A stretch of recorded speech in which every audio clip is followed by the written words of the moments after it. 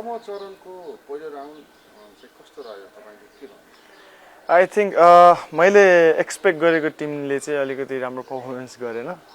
Overall चाहिँ ठिकै भयो भनौँ। यो सबैभन्दा जस्तो अहिले सबैले एक एक टोलीले एउटा खेलिसकेको अवस्था छ। यसमा सबैभन्दा बलियो र प्रत्याशित रूपमा कुन चाहिँ टोली देख्नुहुन्छ? अहिले पेपरमा हेर्ने अनि यो फर्स्ट राउन्डको गेम हेर्ने हो भने चाहिँ फ्रान्स भयो, जर्मनी, इङ्ल्यान्ड अनि अर्जेन्टिना चाहिँ एकदम बलियो देखेको छ।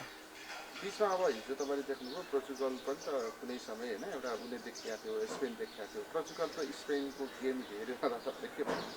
त्यही मैले पोर्चुगलबाट चाहिँ अलि धेरै एक्सपेक्ट गरेको थिएँ, तर फर्स्ट गेम हो भन्न सकिँदैन किनकि लास्ट टाइम पनि त अर्जेन्टिना फर्स्ट म्याच हारेर वर्ल्ड कप जितेको थियो। सो यसमा नराम्रो केही सोच्नुपर्ने चाहिँ अझै पनि छैन जस्तो लाग्छ। सो आउने गेमहरूमा चाहिँ आफ्नो गल्ती इम्प्रुभ गरेर रियलाइज गरेर चाहिँ अगाडि बढ्यो भने त्यो टिमहरूले चाहिँ बेटर गर्न सक्छ जस्तो लाग्छ।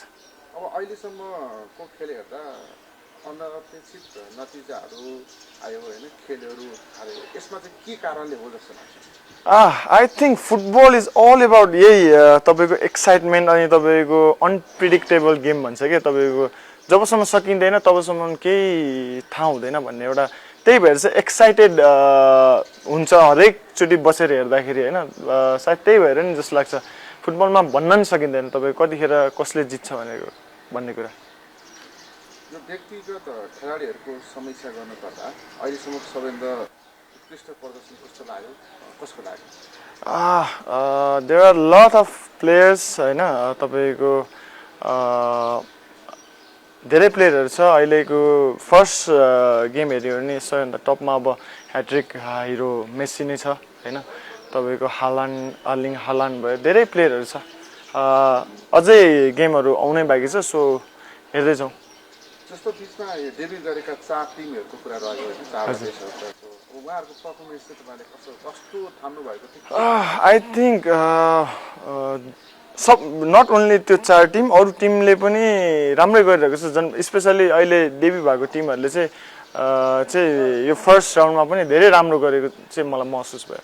त्यसमा तपाईँले अब 4 टिम मध्येमा कुन चाहिँ टिमको चाहिँ यो चिज चाहिँ मलाई बेस्ट लाग्यो भन्ने के छ?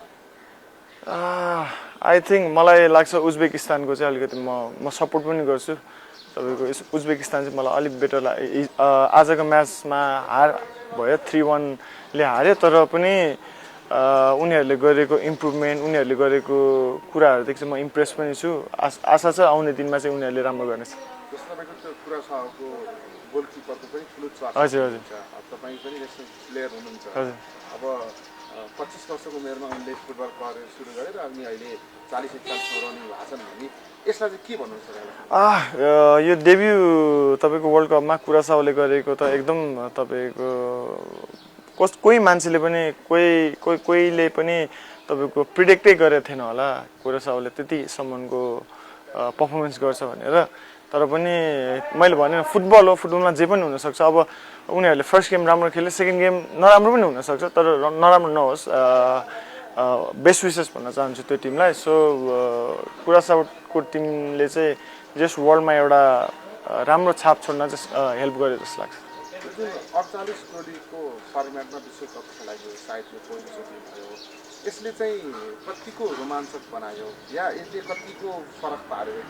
के कुरामा असर पार्यो, के कुरामा रमाइलो पार्यो, त्यसलाई अलिकति बताउनुहोस्। होइन, आई थिङ्क तपाईँको अलिकति रमाइलै भयो जस्तो लाग्छ किनकि अलिकति धेरै गेमहरू हुने भयो, अलि धेरै टाइमसम्म हामीले वर्ल्ड कप हेर्न पायो। मेरो विचारमा चाहिँ यो हामी फुटबलर्स अनि फुटबल फ्यान्सहरूको लागि चाहिँ राम्रै पनि हो जस्तो लाग्छ।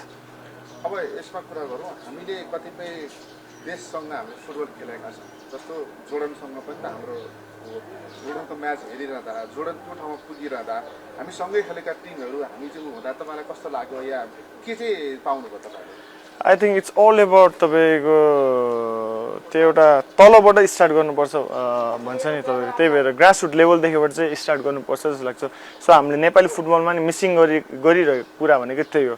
हाम्रो डोमेस्टिक लिग अनि ग्रासरुट प्रोग्राम्सहरू जस्तै नेसनल टिम बलियो हुनको लागि त्यहाँको होम लिग स्ट्रङ हुनुपर्छ, रेगुलारिटी हुनुपर्छ त्यसमा, अनि ग्रासरुटको प्रोग्रामहरू चाहिँ आइरहनुपर्छ जस्तो लाग्छ। सो त्यही लाग्छ मलाई। अहिले तपाईँ हामी सानो बेलादेखिको विश्वकपको चर्चा परिचर्चा र अहिले तपाईँ आफै यो ठाउँमा आएर एनालाइसिस गर्दा या तपाईँ आफै एउटा दर्शक हुँदा तपाईँले कतिको अन्तर फरक पाउनुहुन्छ? And I am so grateful होइन, म एकदम ग्रेटफुल छु। जे पनि दियो मलाई सबै फुटबलले दिएको, सो म चाहिँ ग्रेटफुल छु।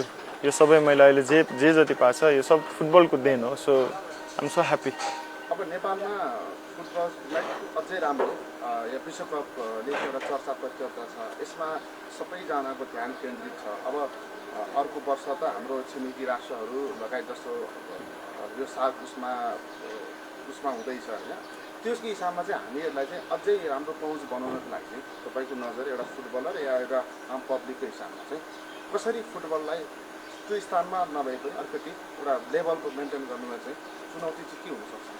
मैले अघि पनि भनिसकेँ तपाईँलाई, अहिले हाम्रो नेपाली फुटबलमा चाहिँ तपाईँको त्यही फुटबल रेगुलारिटी चाहिँ हुनु पऱ्यो। फुटबल चाहिँ रेगुलर हुनु पऱ्यो। तपाईँको फुटबलमा भइरहेको लिग, मेन लिग फुटबल नेपालको मेन लिग हुनु पऱ्यो। अनि तपाईँको के अरे यो डोमेस्टिक लिग छ नि जुन हाम्रो ए डिभिजन लिग, त्यो चाहिँ आई थिङ्क हुनुपर्छ जस्तो लाग्छ। त्यो चाहिँ रेगुलारिटी हुनुपर्छ। अनि यो तपाईँको अहिलेको सोचेर होइन, पछिको सोचेर इन्भेस्ट गर्नुपर्छ जस्तो लाग्छ। तपाईँ ग्रासरुटमा चाहिँ इन्भेस्ट गर्नुपर्छ जस्तो लाग्छ।